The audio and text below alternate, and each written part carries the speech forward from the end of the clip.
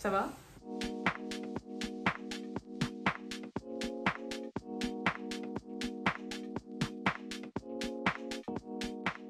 Coucou, c'est Julie. Alors aujourd'hui, on va parler des planètes dites personnelles et de l'ascendant, parce que j'ai fait une vidéo sur l'ascendant qui parlait de l'apparence physique et de la beauté, mais l'ascendant ça va évidemment au-delà de ça. Et je pense que c'est très important de le mettre à côté des planètes personnelles. Mais les planètes personnelles, qu'est-ce que c'est? Alors elles sont au nombre de 5. D'accord? Après ça dépend parce que certaines personnes mettent aussi Jupiter dedans et c'est pas mon approche. Mais voilà, en gros, les planètes personnelles, c'est le Soleil, la Lune, Mercure, Vénus et Mars. Et pourquoi est-ce qu'on les appelle les planètes personnelles? En fait, c'est parce que dans leur essence, elles représentent des énergies qui sont à l'intérieur de nous, qui s'expriment, qui prennent racine à l'intérieur de nous.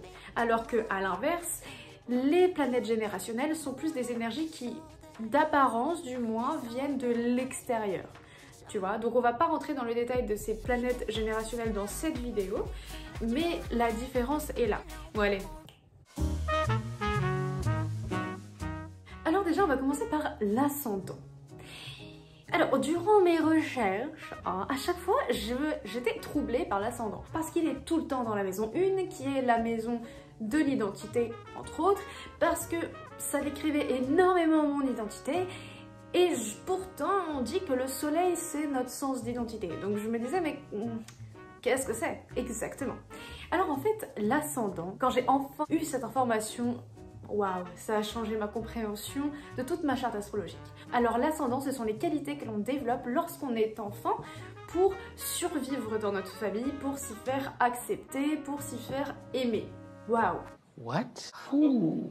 Déjà, une fois que tu as cette compréhension, ton rapport à ton identité devient plus conscient, je dirais.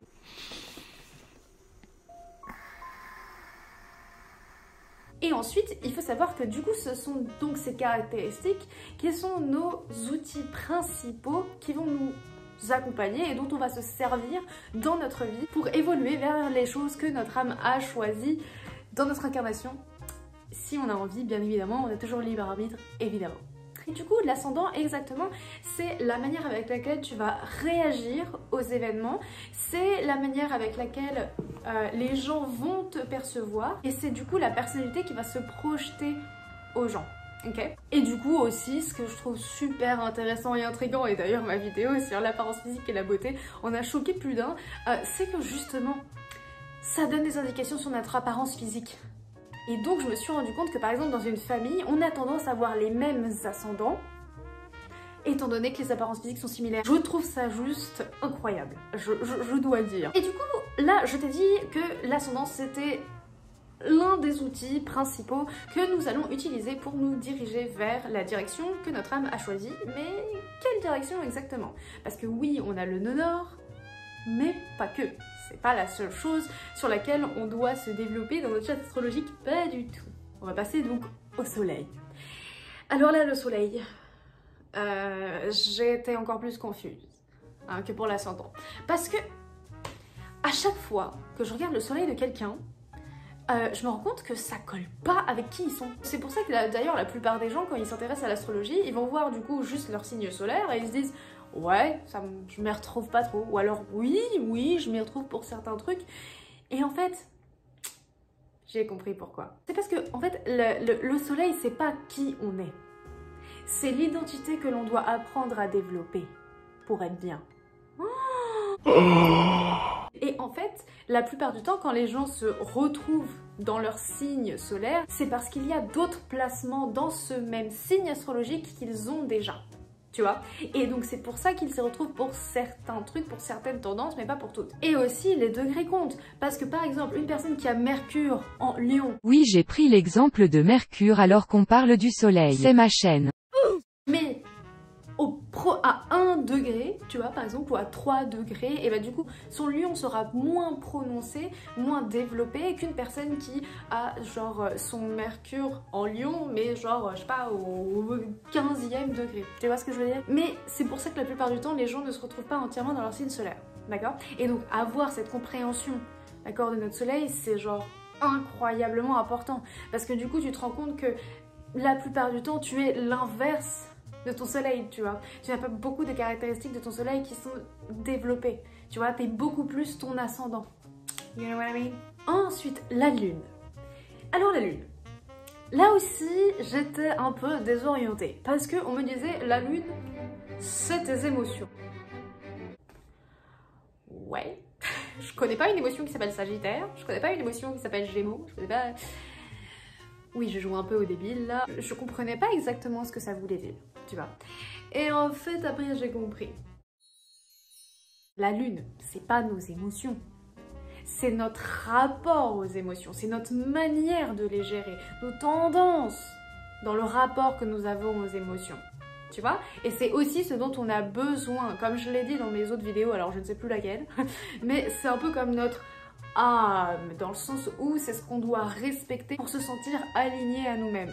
D'accord? C'est crucial à garder en tête. Okay. Et donc je pense que c'est possible que je vais faire une vidéo sur les différents placements de la lune, etc. Parce que c'est super important et très intéressant à étudier. Tu vois, par exemple, si tu as ta lune en vierge, eh ben, ça veut dire que la manière avec laquelle tu approches tes émotions dans ta tête est teintée de l'énergie de la Vierge. C'est-à-dire quelqu'un qui questionne beaucoup ses émotions, qui va, plutôt que de les ressentir, qui va du coup se rentrer dans l'analyse, etc., qui va pas être très à l'aise avec ses émotions.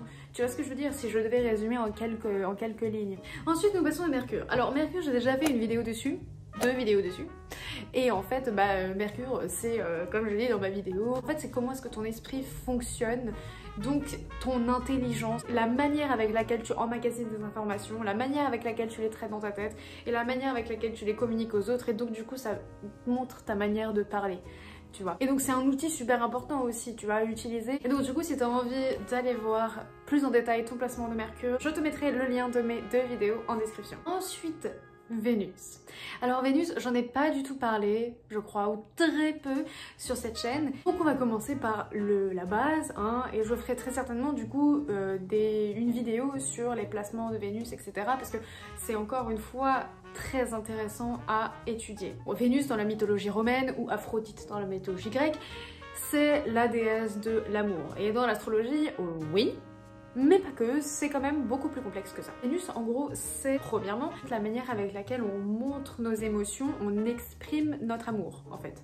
Que ce soit dans des relations amicales ou dans des relations romantiques, tu vois. Ensuite, si tu es attiré par les femmes, donc peu importe ton sexe, mais si tu es attiré par les femmes, Vénus, ça représente les caractéristiques qui t'attirent, du coup, chez une femme.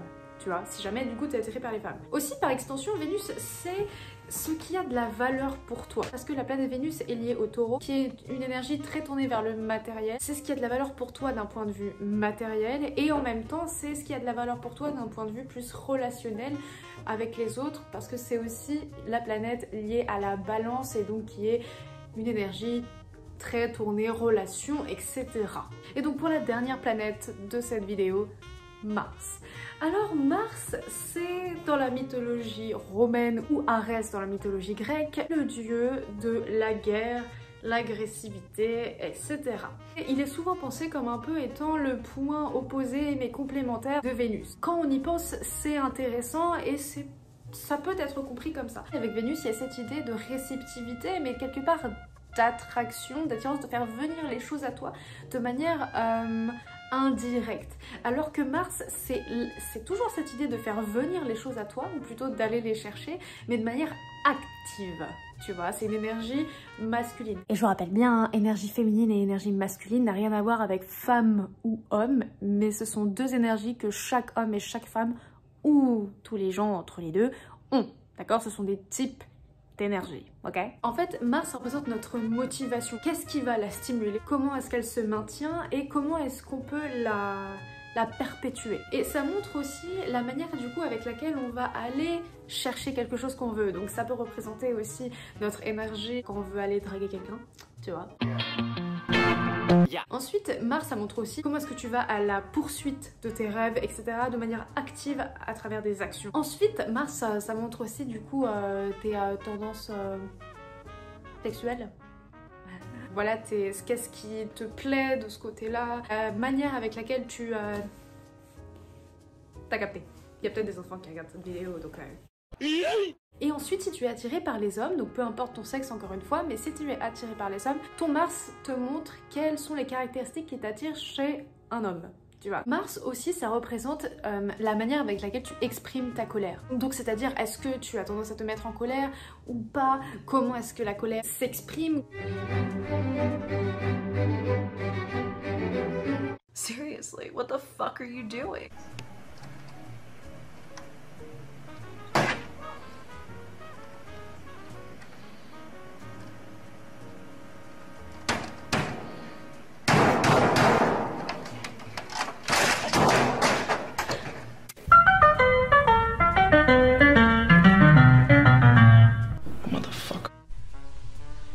I don't know. Stop it. Get some help. Who are you? And what are you doing here? What's your No. That wasn't a question. up at Human Resource?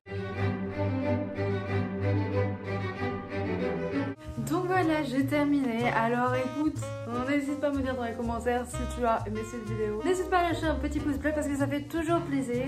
Et abonne-toi. Et jusqu'à la prochaine vidéo. Bisous.